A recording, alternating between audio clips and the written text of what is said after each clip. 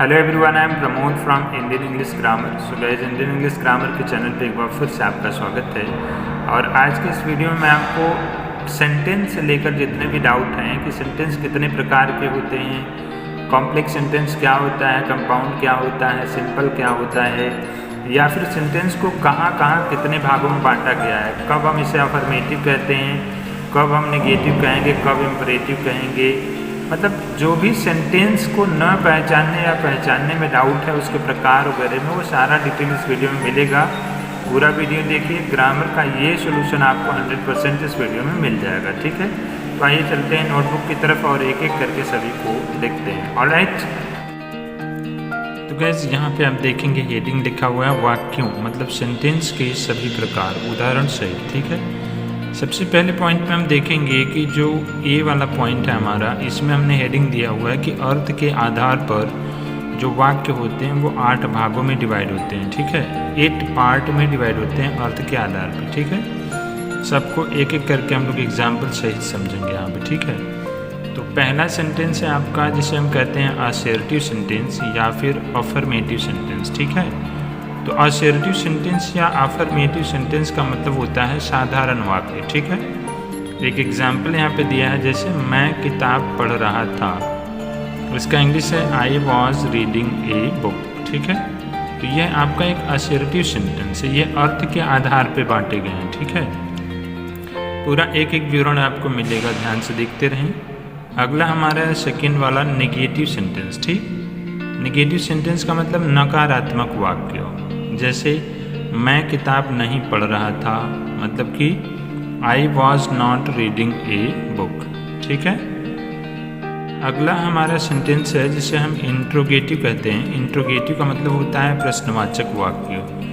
तो प्रश्नवाचक वाक्य जो हमारा है ये 2 सब कैटेगरी में डिवाइड होता है। ठीक, पहला तो आपका जो है yes no question type sentence होता है, जिसमें हिंदी में सबसे पहले क्या होता है और इंग्लिश में सबसे पहले हेल्पिंग वर्ब रखते हैं। ठीक, तो ये इंट्रोगेटिव सेंटेंस होते हैं जिसमें यस नो क्वेश्चन जिसे हम कहते हैं। ठीक है ना, तो ये हो गया जैसे क्या मैं किताब पढ़ रहा था, was I reading a book. और ये दूसरा हो गया WH क्वेश्चन जिसे हम कहते हैं, इसमें सबसे पहले क्या नहीं होता, मतलब क्वेश्चन ही पूछे जाते हैं इसमें भी, लेकिन सबसे पहले क्या नहीं होता। ठीक, तो ये जैसे ऐसा सेंटेंस हो गया कि वह क्या कर रहा था, तो यहाँ पे इंग्लिश हो गया व्हाट वाज ही डूइंग। ठीक, चौथा प्रकार जो है अर्थ के आधार पर यह है आपका इलेटिव सेंटेंस। और इलेटिव सेंटेंस का मतलब है इच्छावाचक वाक्य, जिससे इच्छाएं दिखती हों, समझ रहे हैं ना, जैसे भगवान तुम्हें लंबी उम्र दे, may you live long. Okay, पांचवा सेंटेंस होता है अर्थ के अनुसार सेंटेंस इंडिकेटिंग डाउट। ऐसे सेंटेंस हों जिनको देखने से लग रहा है कि इसमें जो क्रिया होने वाली है उसको होने न होने की संभावना क्लियर नहीं है, जैसे शायद या फिर भाई शायद आ रहा होगा, ब्रदर माइट बी कमिंग। ठीक है ना, तो यहाँ पे शायद लगा हुआ है, जिससे ये क्लियर है कि ये क्रिया 100% होना न होना तय नहीं है। राइट, ये एक प्रकार से डाउट क्लियर, मतलब शंका हमारे मन में पैदा कर रही है कि पता नहीं आएगा कि नहीं आएगा। ठीक, अगला हमारा पॉइंट है गाइस, ये है आपका पॉइंट नंबर 6, जिसे हम अर्थ के आधार पर इम्परेटिव सेंटेंस कहते हैं। जैसे सिंपल होते हैं come here, go there, sit down, खड़े हो जाओ, बैठ जाओ, है ना, चले जाओ या वहाँ जाओ। तो आदेश देने वाले जो वाक्य होते हैं इसको हम इम्परेटिव सेंटेंस कहते हैं। ठीक, अगला आपका पॉइंट है गाइस 7 वाला, जिसे हम कंडीशनल सेंटेंस कहते हैं। तो ये कंडीशनल सेंटेंस का मतलब ये हो गया जैसे जिसमें शर्तें दिखाई दे रही हैं, मतलब दूसरी क्रिया का होना पहली क्रिया के ऊपर डिपेंड करता है। जैसे उसने कहा कि यदि तुम तेज दौड़ोगे तो तुम रेस जीत जाओगे। He said, if you run fast, you will win the race. Okay, और लास्ट हमारा अर्थ के आधार पे जो है एक्सक्लामेटरी सेंटेंस होता है, जिसको हम ओवरऑल एक प्रकार से जो है आश्चर्यचकित होकर के कोई सेंटेंस हम बोलते हैं, तो वो आपका एक्सक्लामेटरी सेंटेंस होता है। जैसे सेंटेंस है कि उसने कहा ओह बस, He said, oh enough. Okay, तो ये आपका 8 प्रकार हो गया, जो कि अर्थ के आधार पर 8 प्रकार के भागों में सेंटेंस को डिवाइड किया गया था। ठीक, अब आगे आते हैं गाइस और हम आपको दिखाएंगे कि बी वाले पॉइंट में रचना के आधार पर सेंटेंस 3 प्रकार के होते हैं। ठीक, वो कौन कौन से होते हैं उसको हम यहाँ पे देख लेते हैं। तो इसमें सबसे पहला सेंटेंस होता है आपका सिंपल सेंटेंस, ठीक है ना, जिसे हम साधारण वाक्य कह सकते हैं। और यह आप सिंपली देखेंगे कि ही इज़ प्लेइंग गेम, वह गेम खेल रहा है। ठीक, अगला है आपका ये कंपाउंड सेंटेंस। और कंपाउंड सेंटेंस को हम ऐसे भी पहचान सकते हैं कि जिसमें 2 या 2 से अधिक प्रिंसिपल क्लॉज हों, उसे हम कंपाउंड सेंटेंस कहते हैं। प्रिंसिपल क्लॉज का मतलब होता है गाइस वह क्लॉज जो दूसरे क्लॉज के ऊपर अपना अर्थ देने के लिए निर्भर ना हो। ठीक, वह स्वतंत्र हो। जैसे यहाँ पे है ही इज़ रीडिंग, वह खेल रहा है, इसका अर्थ बिल्कुल क्लियर है। और यहाँ पे है सी इज सिंगिंग, वह गा रही है, इसका भी अर्थ क्लियर है। मतलब 2 प्रिंसिपल क्लॉज हैं और दोनों एक दूसरे के ऊपर डिपेंड नहीं अपना अर्थ क्लियर करने के लिए। यह खुद ही क्लियर कर दे रहा है अपना मीनिंग और यह भी आपका खुद ही क्लियर कर दे रहा है। ठीक है ना, इसका मतलब ये आपका कंपाउंड सेंटेंस हो गया। ठीक, simply he is reading but she is singing. Okay, और ये जो सेंटेंस दोनों होते हैं ये आपके कोऑर्डिनेट कंजंक्शन से जुड़े होते हैं। ठीक है, जैसे यहाँ पे बट लगा हुआ है। ठीक, और हिंदी है इसका वह पढ़ रहा है लेकिन वह खेल रही है। अंतिम आपका इसमें आता है कॉम्प्लेक्स सेंटेंस। कॉम्प्लेक्स सेंटेंस का मतलब होता है जटिल सेंटेंस। ठीक है, और इसे आप पहचान सकते हैं कि एक प्रिंसिपल क्लॉज कम से कम होना चाहिए और एक या एक से अधिक सबऑर्डिनेट क्लॉज होना चाहिए। मतलब एक प्रिंसिपल क्लॉज हो जिसका मीनिंग स्वतः क्लियर हो जाए, बाकी 2 या 2 से अधिक आपके, एक या एक से अधिक आपके सबऑर्डिनेट क्लॉज भी इसमें होने चाहिए। कहने का मतलब 2 हो या 1 हो या इससे अधिक जो है सबऑर्डिनेट क्लॉज होने चाहिए। ठीक है ना, जैसे सेंटेंस है आपका no sooner did I reach the station than the train started, train शुरू होने से पहले मैं स्टेशन नहीं पहुंचा। तो ये हो गया आपका जो है मिला जुला करके रचना के आधार पर सेंटेंस 3 प्रकार के होते हैं। ठीक है ना, अब आगे हम आते हैं और आगे लेके चलते हैं आपको कि एनालिसिस की दृष्टि से सेंटेंस कितने प्रकार के होते हैं। ठीक है, तो एनालिसिस के आधार पर गए सेंटेंस जो हैं वो टोटल 4 प्रकार के होते हैं। 4 मतलब 4 टाइप्स के होते हैं। ठीक है, और ये आपके वही होते हैं जो ऊपर हमने देखा था, सिंपल सेंटेंस, कंपाउंड सेंटेंस और कॉम्प्लेक्स सेंटेंस। इसमें एक नया आ जाता है जिसे हम मिक्स्ड सेंटेंस कहते हैं। मिक्स्ड सेंटेंस का मतलब मिश्रित वाक्य। ठीक है ना, तो मिश्रित वाक्य का एक एग्जाम्पल आप यहाँ पे देख सकते हैं। She went to shop and brought a watch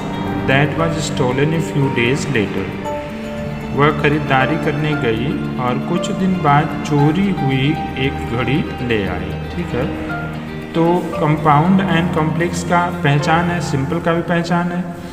जो मिक्स्ड है यह बिल्कुल अलग है, इसमें बहुत सारे सेंटेंस क्लॉज मिल करके जो है यह एक सेंटेंस बना है। यह फिक्स नहीं है कितने प्रिंसिपल क्लॉज होंगे, कितने सबऑर्डिनेट क्लॉज होंगे, कई ठो मिला करके एक सेंटेंस जो बना होता है उसे हम मिक्स सेंटेंस कह सकते हैं। ठीक, ये हो गया आपका एनालिसिस के आधार पर। ठीक, अगला पॉइंट है आपका, ये है आपका सिंथेसिस के आधार पर जो सेंटेंस है वो कितने पार्ट्स में डिवाइड होता है। तो सिंथेसिस के आधार पर गए सेंटेंस 3 भाग में डिवाइड किया गया है। एक सिंपल सेंटेंस, एक कंपाउंड सेंटेंस और एक कॉम्प्लेक्स सेंटेंस, जो हम ऊपर ही इसको पहचानना सीख चुके हैं। ठीक, अब आगे आ जाते हैं नरेशन की। अगर हम बात करें, जिसे हम डायरेक्ट इनडायरेक्ट बात करते हैं, तो नरेशन में गए जो सेंटेंस है वो अर्थ के आधार पर 5 भागों में बांटा गया होता है। ठीक है, नरेशन में अर्थ के आधार पर सेंटेंस 5 भागों में बांटा गया है। पहला आपका असर्टिव सेंटेंस है जिसमें हम अफर्मेटिव और एक नेगेटिव मानते हैं। ठीक है ना, अफर्मेटिव का मतलब जो आपका साधारण इसमें अर्थ को स्पष्ट करे, सिंपल सेंटेंस हो जिसे हम कह सकते हैं। ठीक है ना, जैसे he is a bad boy, वह एक बुरा लड़का है।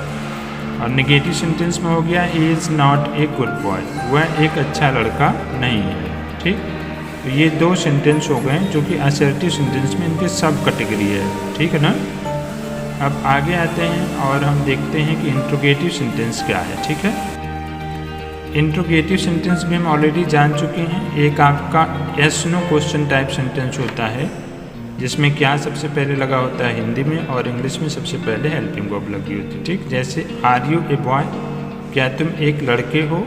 ठीक है, और दूसरा होता है हमारा WH क्वेश्चन। ठीक है, और यहाँ पे आप देखेंगे WH क्वेश्चन का how many brothers do you have, आप कितने भाई हैं। ठीक, तीसरा हमारा जो पॉइंट है गाइस ये है इम्परेटिव सेंटेंस।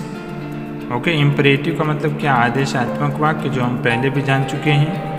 चौथा आपका है ऑप्टेटिव सेंटेंस, जिसे हम पहले भी जान चुके हैं, जिसे हम इलेटिव सेंटेंस भी कहते हैं। ठीक है ना, एग्जाम्पल यहाँ पे है।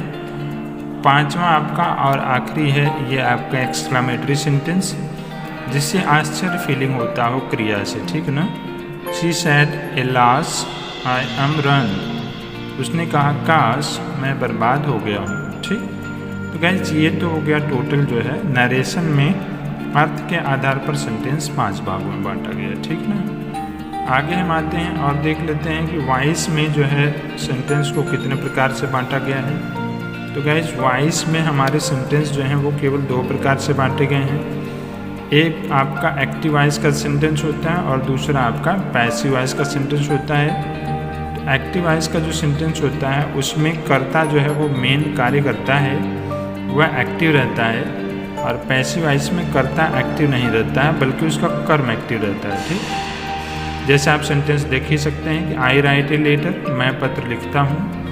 पैसिव वॉइस का है कि a letter is written by me, मेरे पत्र मेरे द्वारा लिखा जाता है। ठीक, तो गाइस ये सारा डिटेल है जो कि आपने लिया, और अब आपको 100% समझ में आ चुका होगा कि सेंटेंस को कितने तरह से कितनी कैटेगरी में बांटा जाता है। ठीक है ना, तो इसे नोट करें और अब आपका कन्फ्यूजन सारा दूर हो जाएगा। और हाँ, ग्रामर की आगे कंटिन्यू पढ़ाई करने के लिए आप चैनल को सब्सक्राइब ज़रूर करें अभी तक नहीं किए हैं तो, और बेल आइकन को भी प्रेस करें ताकि आप डेली वीडियो देख सकें। और साथ में जो है स्पोकन क्लासेस अगर आप करना चाहें तो नीचे दिए गए स्पोकन क्लास का एक लिंक है वीडियो का, उस पर आप क्लिक करके आप स्पोकन के चैनल पर जाकर स्पोकन भी आप घर बैठे ऑनलाइन सीख सकते हैं। ठीक है, मिलते हैं नेक्स्ट वीडियो में कुछ नई चीज़ों के साथ में, तब तक के लिए thank you, have a nice day, bye bye.